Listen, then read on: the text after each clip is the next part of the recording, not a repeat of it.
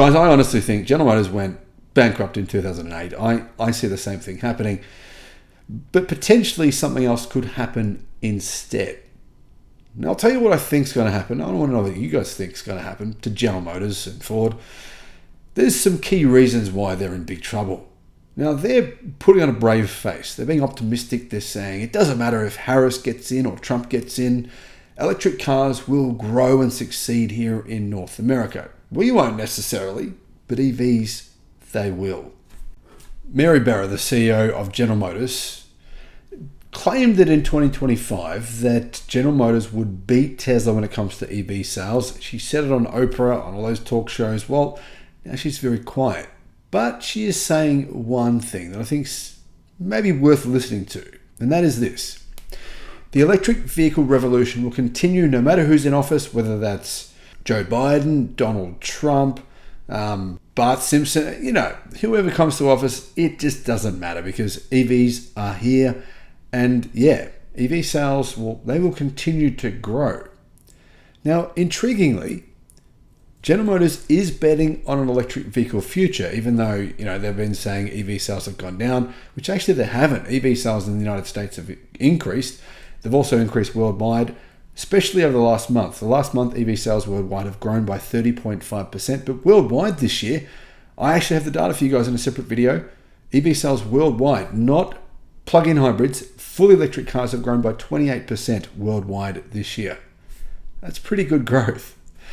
Anyway, General Motors is having a turnaround year for its EV sales, but they're just nowhere near what General Motors said they would be. That said, at least they're kind of heading in the right direction.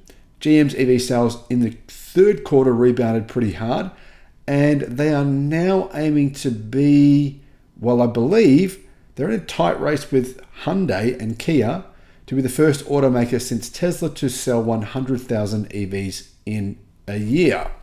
That might happen this year. I hope it does. So that turnaround is it's a pretty good result. Apparently, the New York Times is saying that General Motors poached a whole lot of talent from companies like Tesla in order to turn things around. So the question here is, if General Motors have turned things around, and I mean, it is true that they did sell the second largest number of EVs, only behind Tesla in the third quarter of this year. That's a good result.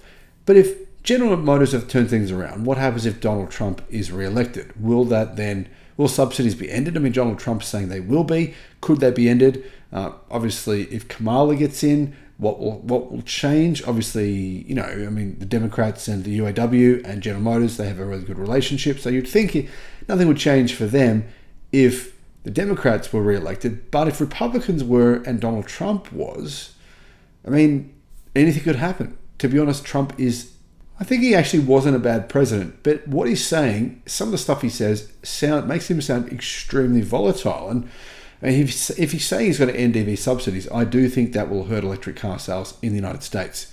Now, GM's investment in the old Saturn plant at Spring Hill, Tennessee, is making batteries and EVs. Apparently, the Cadillac Lyriq is doing well. The Cadillac Lyriq, by the way, won Best Luxury EV in Germany.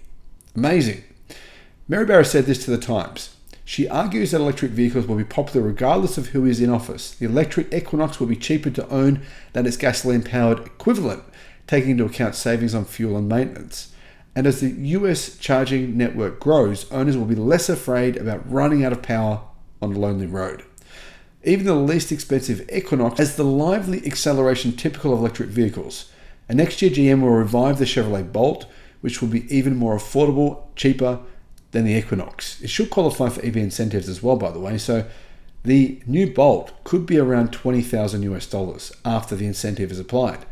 The consumer, Ms. Barra said, will choose an EV because there's a robust charging infrastructure, because it's affordable, and she added, because they love it.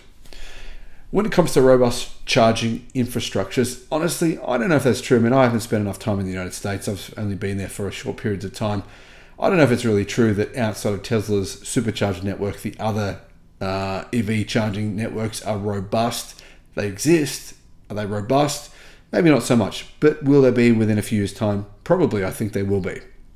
Most automakers, to be honest, like General Motors, have really fallen back into their plan B, though. That's what concerns me. I remember Arnold Schwarzenegger's famous talk that went viral on the internet.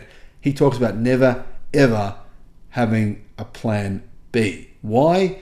He says, because if you have a plan B, then you're willing to accept that plan A is probably going to fail. There's a good chance it will. Don't worry, plan A doesn't matter that much. We'll just fall back on plan B. And to be fair, that's what General Motors have done. In spite of the fact that GM believe that it makes no difference whether the Democrats are in or the Republicans are in, make it very clear. They definitely support the Democrats. And I do think there is some awareness at General Motors that, we have no idea what would happen if Republicans came into power. That's the truth. We don't, really. Whether you support either side, you don't really know what's going to happen.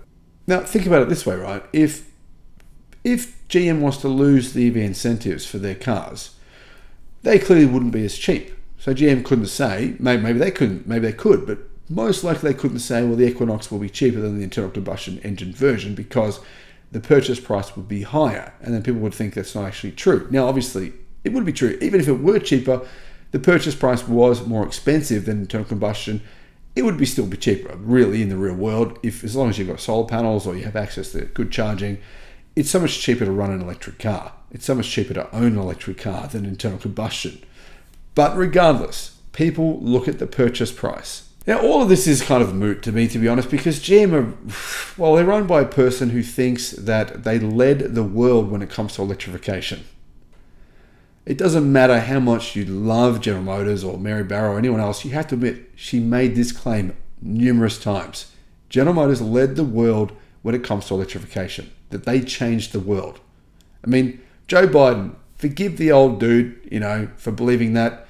He was senile. We can't really say too much. The guy was, he wasn't all there. So when he made the comment that he believed General Motors had changed the world and they were the first to do it, the first, they said it over and over, as if saying it over and over would actually change history. I mean, you can forgive him. But for General Motors and Mary Barra to claim that at that period of time, they were the biggest EV sellers in the world was pure false nonsense. So how much can we believe what she's saying today? I believe it's like a script that someone writes for a PR agency or something, or I don't know, PR people working at General Motors. Either way, guys, I actually hope General Motors succeed. I think GM have what might be the best, it's probably the best value electric pickup truck in America. It is actually really good. The Chevy Silverado EV has a midgate, right? That's such a cool feature. It has more than, 450 miles of range in its longest range versions. Now, don't get me wrong, I know it has an enormous battery pack. Yes, Ultium batteries are shithouse. We all know that. If you think Ultium batteries are so Ultium, then you're delusional. I've been saying this for many, many years. There's nothing ultimate about Ultium batteries. And GM, they know that now. They've been working on fixing them. They've been working on making them better. They'll get there. I believe they will. But will General Motors still be around in 10 years' time from now? Will General Motors go bankrupt again? Honestly, if I had to give my honest opinion on that, the answer would be yes. Think about it. What are General Motors going to do? How are they going to pay off all their debts? They have a lot of debt, enormous amount of debt. Yes, please don't send me an email saying some of GM's debt is finance debt. Actually, not much of GM's debt is actually good debt. Most of it's bad debt, more than 80% in fact. General Motors, I believe, have more than $100 billion in debt, and their sales are shrinking by the second. They're shrinking by the second. General Motors has a very small presence now in Europe. Its sales now in South America and Central America are being threatened immensely by Chinese EVs. Its sales in China have been annihilated, and General Motors will eventually simply pull out of China, as many experts are now predicting. So then what does that leave General Motors with? It leaves them with the car market of North America.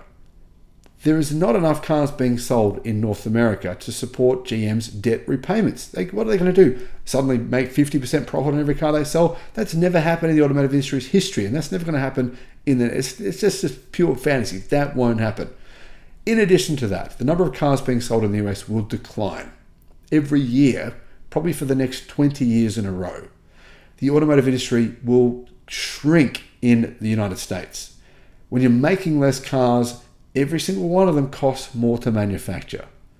It seems to me, therefore, the most likely outcome is that either GM disappears, could happen, They get bailed out by the US government, as they have been before, back in 2008, obviously. There's only 2 car companies in America that haven't gone bankrupt, Tesla and Ford.